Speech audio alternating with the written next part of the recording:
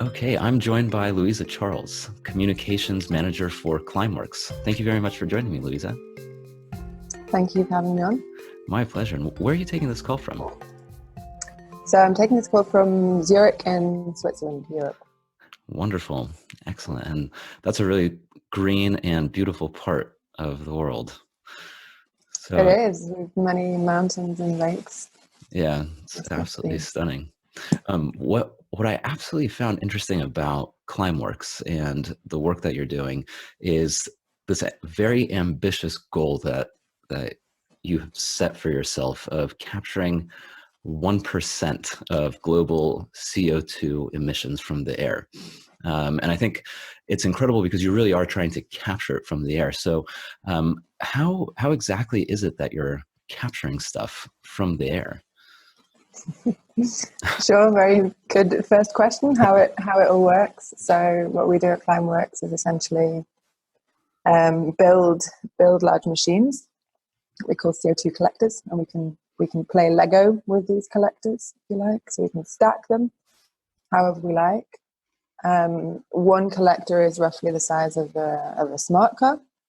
Okay. It has a fan on the one side, which is drawing air, ambient air through the collector. Inside the collector, we have a special filter material, which is highly selective, so it just captures just CO2. You can imagine that filter material a little bit like a sponge. So if you had a sponge, you had a bucket of water, you dunk the sponge in water, then it would fill up with water. Makes sense. Essentially the same thing happens with our filter material. So it fills up with CO2.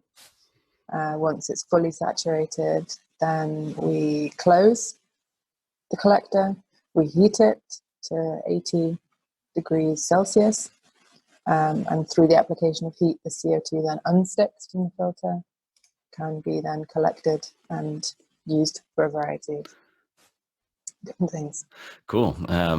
Yeah, I mean, actually, I think I know we're talking about sharing the screen. I think it's already time, just because a smart car fan, or a smart car sized fan that has a sponge inside of it, sounds pretty cool. So these are the Lego style structure, right? Where we're talking about, where you've, in this case, you can see the screen. Yeah. So there's 1, 2, 3, 4, 5, 6 here. So there's 18 of them in this one, in this capture plant. Yeah. So here you can see they actually fit quite nicely. Here we have 3 shipping containers. There's 6 collectors that fit into a shipping container, which is quite practical for transportation and construction reasons. And then we can just stack those shipping containers. So you mentioned greenhouse. So you take the CO2 and then, I mean, do you like put it, how does the greenhouse get it? Yeah, so we take the CO2 directly from air, and only from air. That's a very important distinction. So we have nothing to do with flue gas capture, point source, anything like that. Really directly from air. What we do with the CO2 once we have captured it from air, there's a few different things. So the example that you mentioned, and I have already, is the greenhouse. So there they use the CO2 in gas form as an airborne fertilizer for their plants.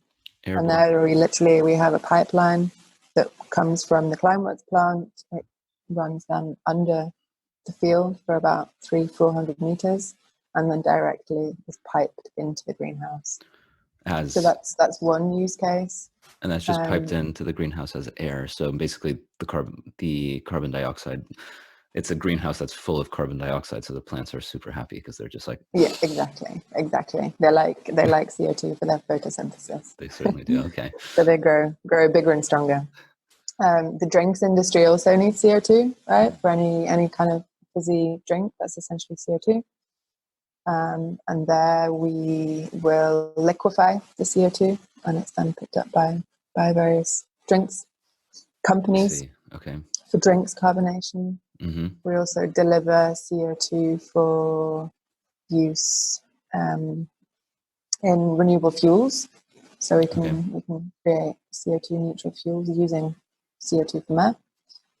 So that's sort of the one use of the CO2, if you like. We capture it from air, we sell it on for use in some kind of product, be Yeah. that product a greenhouse or vegetables in a greenhouse or a drink or renewable fuel.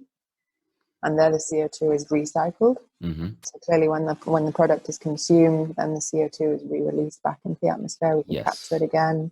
And so we close the carbon cycle, if you like. Yeah, I thought that was really interesting. I'm just going to stop the screen share here. I thought that was a really interesting point that it was that it's recycled. For some reason, when I first was reading about it, I thought that you're just removing it completely and getting rid of it, but the recycling. We also do that. Right. And that's actually a different website. Maybe I shouldn't have stopped sharing the screen so early. That's climeworks.shop. Yes. Maybe I should share the screen So again. that's really where our long-term focus lies is the capturing of CO2 directly from air, and then its permanent removal, so storage. So here let me see. I'll just brought up zoom in the again. perfect infographic, and here this is an exemplary setup of where we store the CO2 we capture. So this particular plant is in Iceland on the Hellisheiði geothermal power plant premises, and here we have one of our CO2 collectors in operation. This was just always. The Climeworks plant was installed in an area where the geothermal power plant already was. Exactly. Yeah, exactly. So for all of our plants, we need some kind of energy source, renewable, clean energy source. Okay. Is it always geothermal? Yes. No, not always geothermal. Here in Iceland, it's geothermal. In Switzerland, we're using energy from waste. Cool. We use solar. We can use hydro, wind. As long as the energy source is clean, then we're good. Oh, that's and amazing. here, so what we do is we have our CO2 collector. We're capturing the CO2 directly from air, and we have partnered up with the Carbfix team. And they take our CO2, they mix it with water, they pump it underground, under Iceland, into these basalt rock formations. And there is a chemical reaction that takes place with essentially what's fizzy water and the basalt, and stone. Stone is created, so the CO2 is mineralized. Is it possible that you'll run out of space here? Highly unlikely we'll run out of space. Really? Okay. With operations now, we've just really scratched the surface. That's still quite small scale operations, and the storage potential in Iceland alone is in the billion ton range. So there is ample storage space. Right. Yeah, those are the amount of kilograms, a billion tons is very difficult to actually visualize. It's like, I like to do things in terms of elephants, and I don't remember how many elephants that is, but it's a lot of elephants. A lot, yeah. And is this a safe practice? Because like, to me, it's sort of like I don't know, it seems kind of like maybe I should be worried that somehow we're cracking the Earth's surface open. And no, it's very much safe. It's very closely monitored and has been so by the Carbfix team. So the operations they have been running now for about a decade, and Climeworks joined. So been in the second phase of the project. And the CO2 mineralizes really in the pores of the basalt rock. So there is no splitting. It is. Oh, I see. Nothing like fracking, if that's what you have in mind. We really make use of the basalt pores, which are already gotcha. there. So that's what I didn't actually notice this blue, even though it's bright blue and right in front of my face. I didn't actually see it. You're mixing the concentrated CO2 with the water, and that's what you mean. It's like fizzy water. You're basically making like soda down here, and then it just pours out through the rock and finds little spaces to sit. And then I remember reading that after like a couple of years is when it actually turns into rock. Exactly right. Yeah. So within about 2 years, then it's mineralized. And then it's and then it's stone. So then it's permanently removed from the air.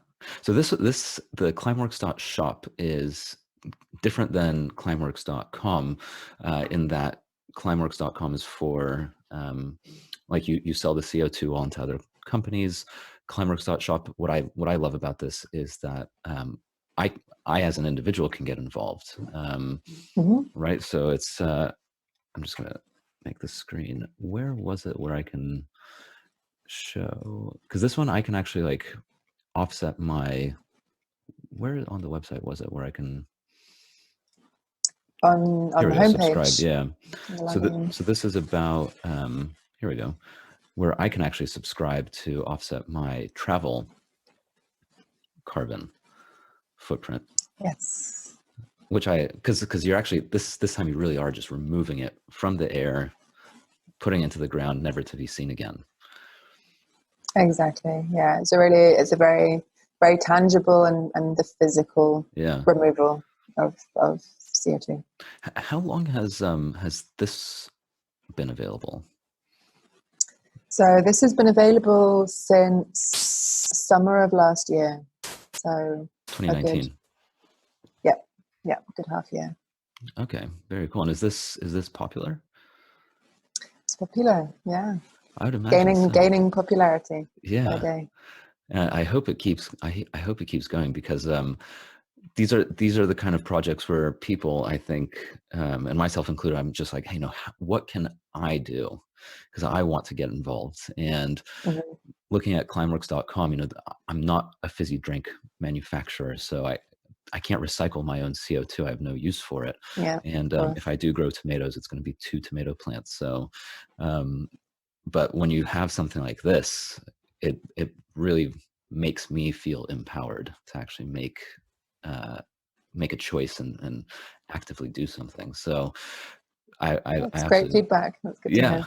I absolutely love it. Exactly. Yeah, it's very empowering. So I'd definitely go for that. I just stop sharing my screen. One question that I had as I was reading about this is a really cool solution. There's a lot of tech involved, and it's very impressive. I'm just curious, why not plant more trees, for example, and focus on that? Also a good question, and probably the question that we're asked the most. And our positioning is very much we love trees, and we are very much for planting more trees. But the climate issue is now so severe that planting just trees is not going to be enough. Trees need a lot of surface area. They need a lot of water. They also need time to grow.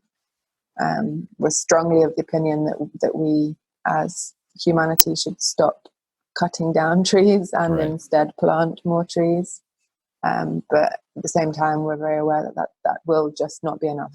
We really need a portfolio of different climate solutions, and we see direct air capture and our technology as just one solution. It's not the solution. It's not a silver bullet. It's really, we see ourselves as one of many solutions, all of which need to work together to solve this, because the issue is so large and becoming so critical.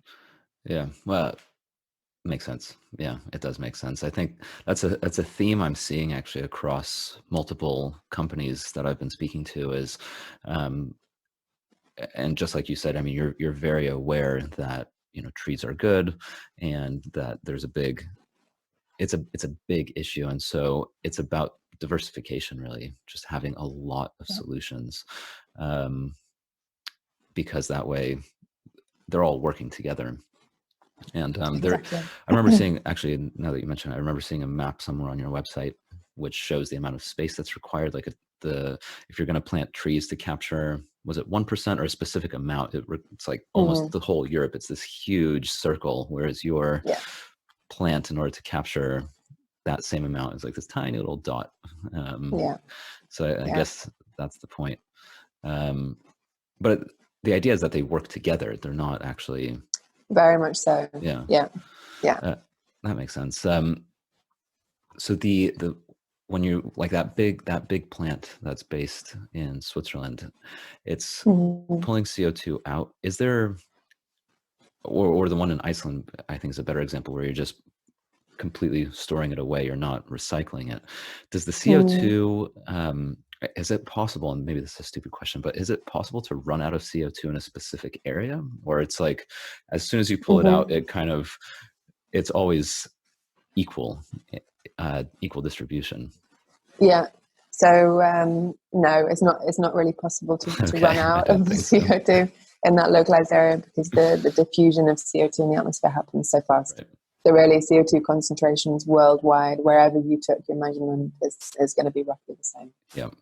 I'm guessing, and I'm assuming that you're not taking CO2 out fast enough where you would actually notice that kind of a difference, meaning like you're not taking out huge gigatons at a time, and or even then it still wouldn't. No, not yet.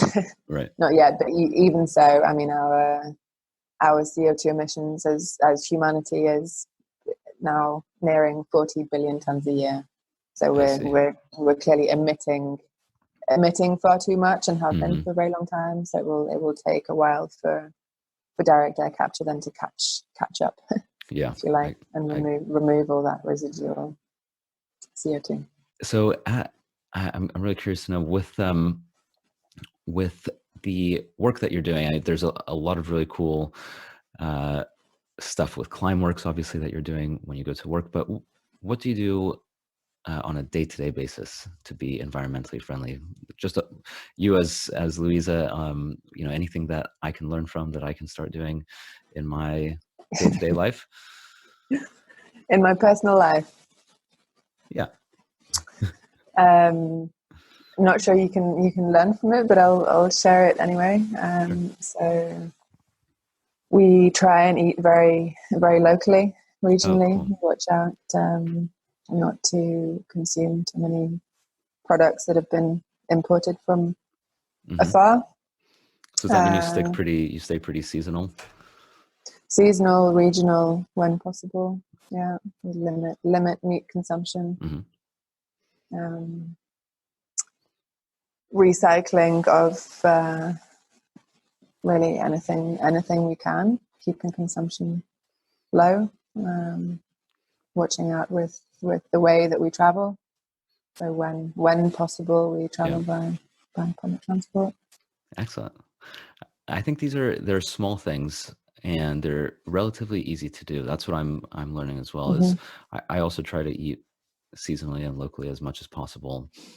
And public transport, what I've found about it, now I live in London actually, so what I found, having lived in California and now living in London, public transport is the greatest thing ever, because you can close your eyes as you're moving, and that's something you can't do when you're stuck in traffic in Los Angeles. So it's just so nice. Plus, you're emitting a lot less carbon.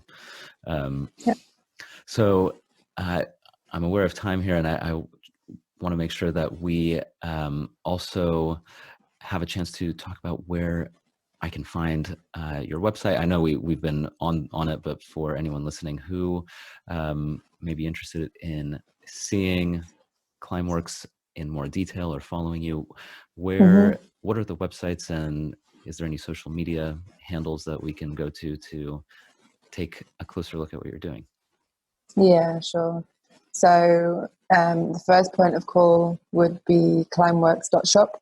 Okay. So there, people like you and me, we can reverse our CO2 emissions with Climeworks. Yeah. We have our corporate page, climeworks.com. We are on social media. We have Facebook, Twitter, LinkedIn, and YouTube channel.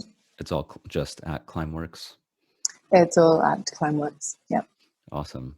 And for the climeworks.shop, if you have those 3 tiers that we were looking at, so the top tier is about 49 euros per month, was it?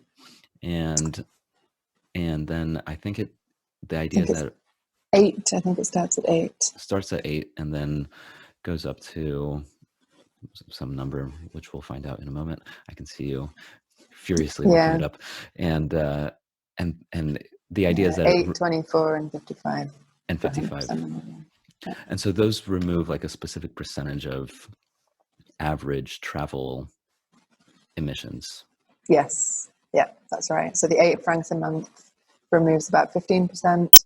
of the global average travel footprint, Mm-hmm. 45%, and then the 55 per month is 100% renewable. That's awesome. I think that would be such a great birthday present. Yes. Especially Yeah, we have gift cards available. Do you? Yeah. Oh, super It's cool. a nice birthday or Christmas or wedding present, whatever you need. Yeah, exactly. Wow, that's awesome. Actually, that'd be really cool as like a little if you have a destination wedding, you can have a little like thank you for coming here. I've offset your carbon emissions gift card. Oh, that's awesome. And you can buy the gift card on the website. Exactly, Climeworks.shop. Yeah. Climeworks.shop. Cool. So, well, there you go. Oh man, I think I have all my birthday presents set for the next like 5 years. Great. So thank you for that. You've just made my life a lot easier. Okay, Lisa, well, thank you so much for your time. This was really fascinating, and can't wait to see you reach that 1% of removal from the entire world, and hopefully from there you move up to 2% after that. So best of luck, and thank you again. Thank you very much for having me on. Thank you so much for listening to this episode. Hope you enjoyed it. I personally thought it was fascinating just to see these big fans pulling CO2 out of the air. If you want to learn more about Climeworks, you can go to their website. The first one, as Louisa said, is climeworks.shop. And Climeworks is spelled CLIMEWORKS. So it's kind of like climate works, but Climeworks. And the .shop website is where you can subscribe and offset your own travel CO2 emissions. They also have climeworks.com. That's the corporate website. There's a lot of cool stuff to read there. I certainly recommend it. If you want to see their Instagram, they put up lots of photos and interesting images. It's Climeworks CO2. So that's at Climeworks CO2. And their Twitter profile, if you want to follow them for updates, is at Climeworks. Please follow us and subscribe to get the latest episodes, and give us a 5-star rating if you like the episode. All these ratings help, and your feedback is always very helpful too. So thank you very much, and talk to you soon.